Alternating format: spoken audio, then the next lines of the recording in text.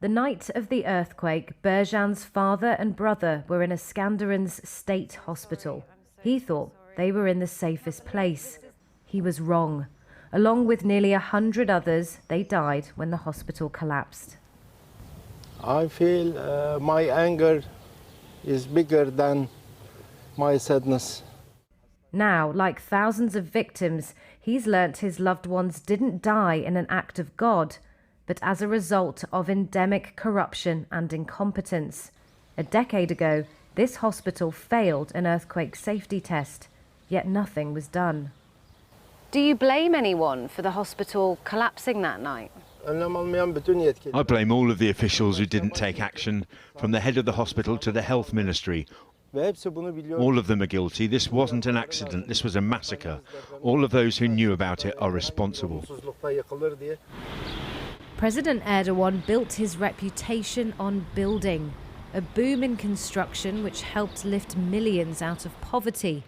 But the earthquake has revealed a rot at its core, a corrupt industry that relied on government amnesties to sign off unsafe buildings. Now the man who has governed this country for 2 decades faces his toughest election challenge yet. Has this disaster and situations like what happened here at the hospital influenced people at all politically going into these elections? If you ask people why this building has collapsed, many of them would not say negligence, they would say it was God's doing. Political views here do not change easily. In the nearby Erdogan stronghold Kırıkkale, support hasn't crumbled. Over 1,800 buildings collapsed in this small town, and with them 3,000 lives were lost. Those who survived now live amongst the ruins, held together by faith. First is God, but second comes Recep Tayyip Erdogan. He will build our houses and he meets all of our needs, from food to drink to tents. Here, we stand behind our president. We're his supporters. When we came here 3 days after the earthquake, there was anger. Help had arrived late. Government ministers visiting the town were confronted on the streets. Coming back here more than 3 months since the earthquake, and there's a little campaigning happening in the town. But people are far less willing to criticise the government now, especially on camera. It seems that the earthquake isn't really influencing people's decision.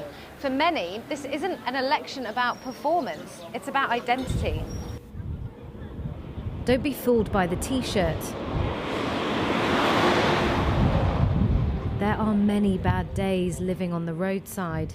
Savaş and his family lost everything, and now he must provide for his 3-day-old son.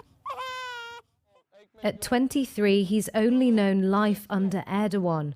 He calls him the father of the country, but blames him for his harsh reality.